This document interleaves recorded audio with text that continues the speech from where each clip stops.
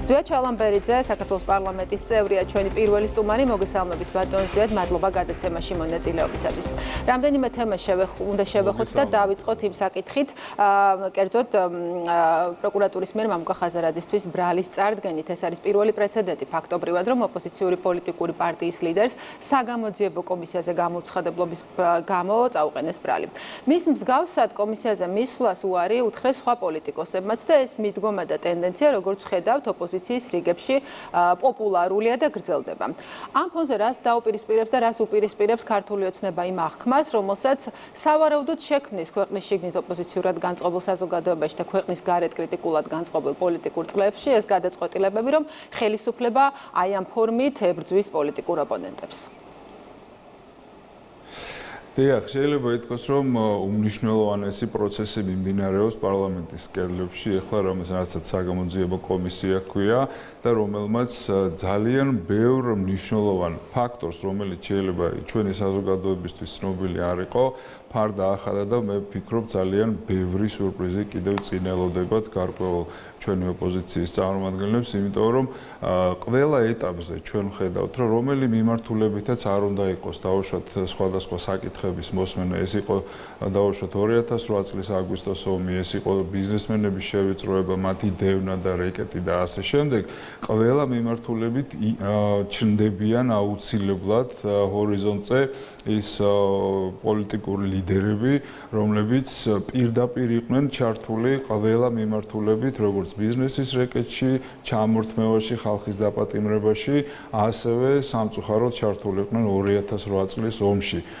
ხშირად გვესმის ჩვენ თითქოს ოპოზიციისგან, რომ ეს არის რაღაც სამხედროების გასამართლება, ან იმ გენერლების გასამართლება, რომლებიც იყვნენ ადგილზე მოსული, მაგრამ ცალსახად ეს არის იმ პოლიტიკური ლიდერების და პოლიტიკოსების მიმართ ნაწარმოები საგამოძიებო საკომისიო მოქმედებები, რომლებიც იყვნენ 2003-2018 წლებში სახელმწიფო სათავეში და როგორც აღნიშნეთ, ჩვენ ახლა გავახანგრძლივებთ არა მარტო 2012-მდე იქნება გამოძიებული მათი მოქმედებები, არამედ 2012 წლის შემდეგ. და თავისთავად კიდევ ბევრი გვარი იქნება, რომლებიც იქნებიან დაბარებული კომისიაზე და თუ ისინი რა თქმა უნდა გადაწყვეტენ, რომ არ ითანამშრომლონ კომისიასთან, საგამოძიებო კომისიასთან, ამ შემთხვევაში მათ წინააღმდეგაც თავისთავად კანონი იქნება ძალიან მკაცრი. იმიტომ რომ ყველამ უნდა იცოდეს, არც ერთი პოლიტიკური თანამდებობა იქნება ეს თუ ოპოზიციონერება, არ არის ინდულგენცია, რომ კანონს აღუდგე და კანონი ვინმეზე არ გავრცელდეს. ერთხელ და სამუდამოდ ყველას უნდა ესმოდეს ჩვენს ქვეყანაში, რომ კანონი არის უზენაესი და ყველა ადამიანი კანონს უნდა დაემორჩილოს. ბატონ ზვიად, აი ასეთ მიდგომას, რომ ქართული ოცნების ყველა ნაბიჯი ეს არის პოლიტიკური ოპოზიციის მიზანმიმართული დევნა, თქვენი პოლიტიკური ოპონენტები იყენებენ სხვა საკითხების შეფასების დროსაც. აი ასე ფასდება მაგალითად ფარას მიღება, სამშობლოს ღალატის მუხლის აღდგენა სისხლის სამართლის კოდექსში, საკონსტიტუციო სარჩელის მზადება, ის ცვლილებები, რომლებიც პოლიტიკური გაერთიანებების აკრძალვას გახდის შესაძლებელს.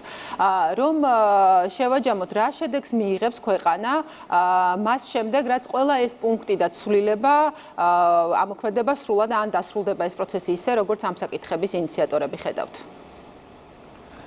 დიახ, უმნიშვნელოვანესი კანონპროექტები მივიღეთ დღეს, როგორც აღნიშნეთ და ერთ-ერთი მათგანი არის ფარა, რომლის მოქმედებაც 60 დღის შემდეგ დაიწყება კანონის, რომელიც არის ზუსტი ასლი ამერიკული კანონმდებლობის და ფაქტიურად ეს მოგცემს საშუალებას, რომ არა მარტო პოლიტიკურად, არა მარტო მთავრობამ რეალურად, არამედ თითოეულმა ქართველმა ადამიანმა დაინახოს თუ საიდან ქვეყნის ფარგლებს გარეთ გულისხმობ ფინანსდება ესა თუ ის არასამთავრობო ორგანიზაცია იქნება ფინანსდება პოლიტიკური ამ შემთხვევაში სუბიექტები თუ ის მოძრაობები რაც რეალურად შეიძლება იყოს ამ შემთხვევაში ოპოზიციის მხრიდან დაორგანიზებული და განხორციელებული. რისი ძალიან კარგი მაგალითიც ჰქონდა ჩვენ გუშინდელი დღე, როდესაც ჩვენ დავინახეთ, რომ მთლიანად ეს აქცია იყო დაორგანიზებული ერთ-ერთი არასამთავრობო ორგანიზაციის მიერ, რომელიც უშუალოდ ევროკავშირის სხვადასხვა ქვეყნებისგან არის დაფინანსებული.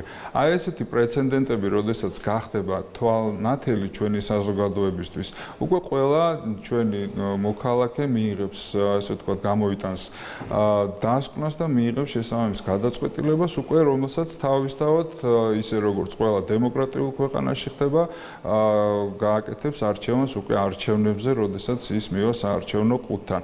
ასევე მე არ შემიძლია ხაზი არ გაუსვა კანონს მაუწყებლობის შესახებ, რომელშიც ძალიან მნიშვნელოვანი ცვლილებები შევიტანეთ და რომელიც გულისხმობს იმას, რომ რაც პირდაპირ შემიძლია ვთქვა, რომ იყო ჩვენი საზოგადოების დაკვეთა, როდესაც ჩვენ მოსახლეობასთან დავდიოდით და ყველა ასე ვთქვათ აპროტესტებდა იმას, რომ ის ტყუილების დიდი ნაკადი, რომელიც მოდის ოპოზიციური ტელევიზიებიდან, ამაზე რატო არ გვაქვს რეაგირება და ასე შემდეგ და დღევანდელ დღეს ერთი მაგალითი რომ მოვიყვანოთ, ხო? ნებისმიერ ოპოზიციურ ტელევიზიას, ასე ვთქვათ, შეუძლია გამოაცხოს ესეთი ძალიან ურცხვი ტყუილი, რომელიც შეიძლება მიაწოდოს ტელემაყურებელს და რა თქმა უნდა, მე როდესაც ჩვენ ვამბობთ, რომ ეს არის ტყუილი, მოგყავს ფაქტები და ასე შემდეგ და მოგყავს ფაქტები, რა თქმა უნდა და აშუქებენ ის ტელევიზიები, რომლებიც ობიექტურად აშუქებენ ყველა საკითხს და არ აშუქებენ ის ტელევიზიები, რომლებიც არიან მიკერძოებული. რა თქმა უნდა, გარკვეულ ჩვენს ტელემაყურებლებამდე უკვე ეს ფაქტებით უარყოფილი ის სიცრუე აღარ მიდის. და თავისთავად ჩვენ საზოგადოებას რჩება ის განცდა, რომ ვიღაცა რაღაცას აქ არასწორად აკეთებს, დაუშვათ რა, მთავრობაში იქნება ეს ადგილობრივი თუ ცენტრალური.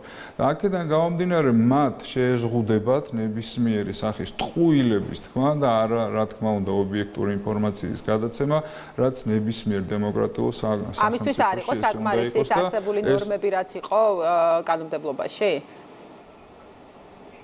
დიახ, საკმარისი არ იყო და ჩვენ ვნახეთ, რომ რეალურად კიდევ უფრო მეტად სჭირდება გამკაცრება ამ მიმართულებით კანონს, რომ რეალურად თავი რა არის ჩვენი, ხო? რომ საზოგადოებას ჰქონდეს რეალური ინფორმაცია და არა რაღაც ციცრუეზე აგებული. ეს არის ყველაზე მთავარი და შესაბამისად ჩვენ ყველაფერს გავაკეთებთ იმისთვის, რომ ისევე მიიღონ რეალური ინფორმაცია დაფინანსებაზე, რასაც ფარა უზრუნველყოფს საზღვარგარეთიდან ამა თუ იმ მიმართულებით და რასაც მედია საშუალებები ამ შემთხვევაში საზოგადოებას მიეწოდება. ბატონ ზვიად, მეტი უფრო მინდა გავშალოთ თემა საგამოძიებო კომისიის მანდატის გაფართოებაზე. მაინც რა არის მთავარი мотиваცია, რის გამოც სახელმწიფო გუნდმა კომისიის მუშაობის დასრულებამდე გადაწყვიტეთ კომისიის ფუნქციების გაფართოებაც და საკონსტიტუციო სარჩელის მზადებაც დაანონსეთ. ერთ-ერთი საბაბი იყო, რომ აი ამ გადაწყვეტილების გარეშე ვერ გაჩნდება ახალი და საქმეზე ორიენტირებული ოპოზიცია, ანუ არის ეს ხელისუფლების საზრუნავი, რომ ოპოზიციისთვის, ჯანსაღი ოპოზიციისთვის ველი მოსუფთავდეს. იცით რა არის ნებისმიერ წარმატებულ ხელისუფლებას სჭირდება ჯანსაღი ოპოზიცია. ჩვენ არასდროს არ გვითქვამს ის, რომ ჩვენ ოპოზიცია არ გვჭირდება.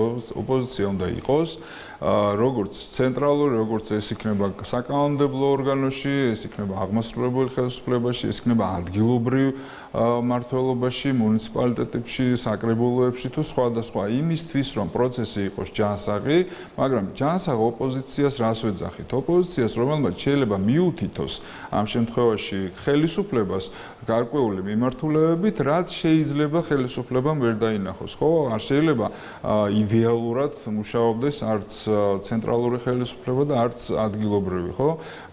და თუ ოპოზიცია უთითებს ან ჩართულია იმ კანონების შემუშავებაში, რომელ კანონებსაც თავაზობს ამ შემთხვევაში ცენტრალური ხელისუფლება ან პარლამენტში უმრავლესობა, რა თქმა უნდა, მივესალმებით და ქონდა ამის პრეცედენტები, მაგრამ ოპოზიცია, როდესაც თავისი ქვეყნის თვის დგამს ანტიკონსტიტუციურ და ნაბიჯებს და ამ ნაბიჯებს დგამს და ყველანაირად ცდილობს რომ დააკნინოს თავისი ქვეყანა ამ შემთხვევაში უცხოელი პარტნიორების თვალში და ჩვენ არაერთი მაგალითი ვნახეთ, როდესაც ესე დადიოდნენ კორიდორებში ჩვენი ოპონენტები ევროკავშირის და ევროსაბჭოს და მოითხოვდნენ რომ დაესანქცირებია ქვეყანა, მოითხოვდნენ რომ ვიზა ლიბერალიზაცია შეჩერებულიყო და ასე შემდეგ. ეს არის სწორედ ის ნაბიჯები, რომლებიც ითვლება, რომ არის არაკონსტიტუციური, მაგრამ რა თქმა უნდა, ჩვენ არ განსჭით ამას. ამას განსჭის საკონსტიტუციო სასამართლო და მიიღებს შესაბამის გადაწყვეტილებას და რა თქმა უნდა, ის რომ პოლიტიკური ველი ოპოზიციისთვის არის გასათავისუფლებელი, ეს ფაქტია, იმიტომ რომ ჩვენ ხედავთ, რომ ადამიანები ესე ცოტა ვიტყვი ხავს მოკიდებული ადამიანები ოპოზიციას გულისხმობ, რომლებიც 2003 წლიდან სახელი და გვარები გვესმის, დღესაც იგივე პოლიტიკური ლიდერები მიუძღვიან იმ ადამიანებს, რომლებსაც თვლიან, რომ არიან ოპოზიცია. თუმცა, რა თქმა უნდა, შეიძლება მათ რიგებში არიან ის ახალგაზრდები, რომლებიც ფიქრობენ და მართლა არიან გულანთებული თავისი ქვეყნის და ჩვენი ქვეყნის წარმატებული მომავლისთვის, მაგრამ გარკვეულწილად ექცევიან აი ესეთი ადამიანების ჭრდილში, რომლებიც უკვე ვახსენე და ფაქტიურად, ასე ვთქვათ, იკავებენ იმ ადგილს, რომელი ადგილიც მართლა შეიძლება ჯანსაღმა ოპოზიციამ დაიჭიროს. ვისაუბროთ ოპოზიციის ამ გუშინდელ აქციაზეც, ნაწილობრივ თქვენ შეეხეთ ერთ-ერთ თემაზე საუბრისას, მაგრამ მინდა კონკრეტულად იმ მოთხოვნებზე და იმ ახალი კოორდინაციის თუ წინააღმდეგობის კომიტეტის კონტურებზე ვისაუბროთ, რაც დაიწყო ოპოზიციაში გუშინდელი აქციის შემდეგ.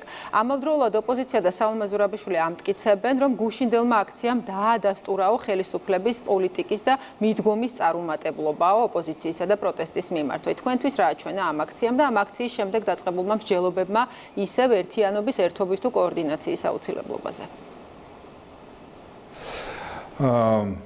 ძალიან კარგი ანდაზა გვაქვს ქართველებს, წყალწაღებული ხავს ეჭიდებოდაო რა. და სუსტად იგივე ეს გამახსენდა ეხა გუშინდელ აქციას რო უყურებდი, იმიტომ რომ ფაქტია რომ იგივე სიტუაცია იყო გუშინ არის სალომე ზურაბიშვილი, არის ერთიანი ნაციონალური მოძრაობა. ან ერთია ხავსი და ან მეორეა წყალწაღებული და ეხა რომელი ხავსი და რომელი წყალწაღებული ეს თვითონ ჩამოყალიბდნენ ერთმანეთს და თვითონ შეთანხმდნენ. მაგრამ მაგაზეც ვერ შეთანხმებიან დარწმუნებული ვარ, იმიტომ რომ მაგათ შეთანხმებას და გაერთიანებას უყურებთ 6 თვეა. და 6 თვის თავზე ჩვენ ისევ გვესმის, რომ ჩვენ უნდა გავერთიანდეთ. მე მგონი შარშან გაზაფხულიდან დაიწყო ამაზე საუბარი უფრო ადრეც.